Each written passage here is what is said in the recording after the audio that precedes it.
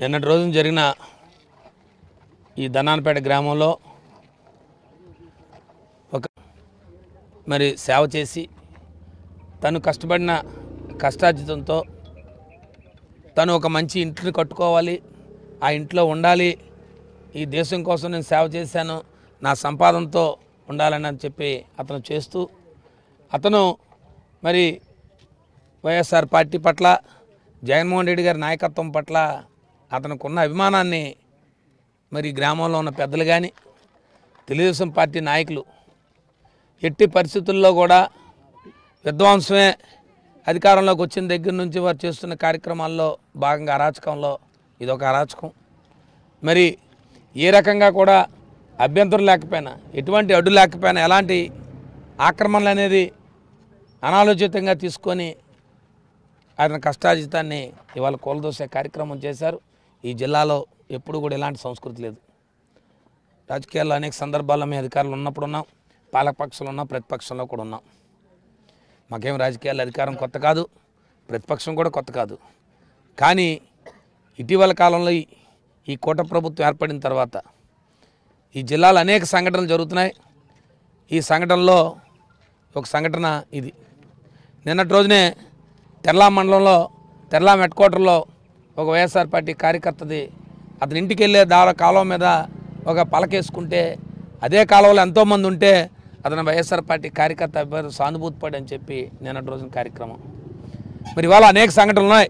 రేపు అన్నీ కూడా ప్రజల దగ్గరికి తప్పకుండా ఉమ్మడి జిల్లా విజయనగరం జిల్లాలో వీరు చేసిన కార్యక్రమాలన్నీ కూడా ఎట్టి పరిస్థితుల్లో కూడా దీన్ని పూర్తిగా ఖండిస్తున్నాం. అధికారులు ఆలోచన చేయాలా.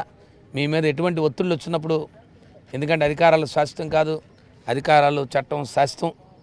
ఎప్పుడూ కూడా అధికారులు ఏ చేస్తే కార్యక్రమం మంచి జరుగుతుందో ఆలోచన చేయాల్సిన ఆవశ్యకత ఉంది.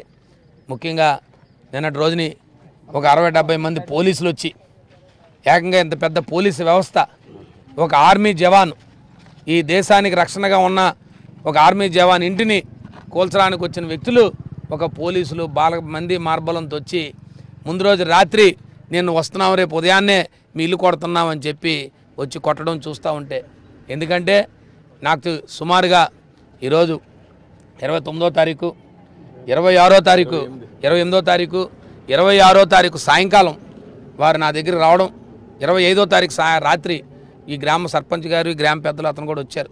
సార్ రేపు ఉదయాన్నే మీ ఇల్లు మాది కొట్టేస్తున్నామని చెప్తే నేను కలెక్టర్తో రాత్రి మాట్లాడాను, ఆర్డీఓతో మాట్లాడాను. లేదు సార్ మేము తప్పకుండా వాయిదా వేస్తామని చెప్పారు. మీరు మిగతా ఆక్రమణలన్నీ ఉన్నాయి, అన్నింటినీ కూడా చేయండి, సమన్వయం చేయండి అని చెప్తే తప్పకుండా చేస్తామని చెప్పి మరి తూతూ మంత్రంగా నోటీసులు ఇచ్చి మరి నిన్నటి రోజుని ఒక పెద్ద ఏదో బ్రోనాథ్ జరిగినట్టు, లేదా ఇక్కడ ఏదో ఆక్రమణ జరిగిపోయినట్టు ఇలాంటి మారుమూల గ్రామంలో మరి అతని కష్టార్జితాన్ని ఇవాళ నేలపాలు చేసే కార్యక్రమం చేశారు. ఇది మంచి సాంప్రదాయం కాదు.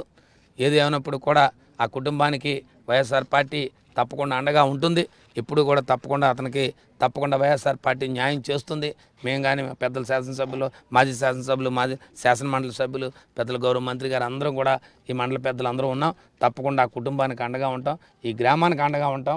ఈ గ్రామ సర్పంచ్ గారికి కానీ ఈ గ్రామ పెద్దలందరూ కూడా ఇప్పుడు అండగా ఉంటాం. ధైర్యంగా ఉండండి. మీ ద్వారా ఈ జిల్లా, ఉమ్మడి జిల్లా వైఎస్ఆర్ పార్టీ కార్యకర్తలకు, నాయకులకు చెప్తున్నాం, ఖచ్చితంగా వైఎస్ఆర్ పార్టీ ఎక్కడ అన్యాయం జరిగినా తప్పకుండా పార్టీ మీకు అండగా ఉంటుందని చెప్పి చేస్తున్నాం. వీరు అభివృద్ధి చేయండి అని చెప్పి మీకు అధికారాన్ని ఇస్తే మీరు అభివృద్ధి కాకుండా విధ్వంసం, అరాచకం చేస్తున్నారే కానీ మీరు ఎక్కడ మీకు ఇచ్చిన హామీలు కానీ, మీరు ఇచ్చే హామీలు నెరవేర్చడంలో కానీ, మీకు ప్రజలు ఇచ్చిన అవకాశాన్ని మీరు వినియోగించే కార్యక్రమం లేరని చెప్పి మీకు తెలియజేస్తూ తప్పకుండా దీన్ని పూర్తిగా ఖండిస్తున్నాం. తప్పకుండా అధికారులు తగు చర్యలు తీసుకోవాల్సిన, దీనిపై బాధ్యత వ్యక్తులమే తగు చర్యలు తీసుకోవాలని చెప్పి జిల్లా కలెక్టర్ గారిని కూడా కోరుతా ఉన్నాను.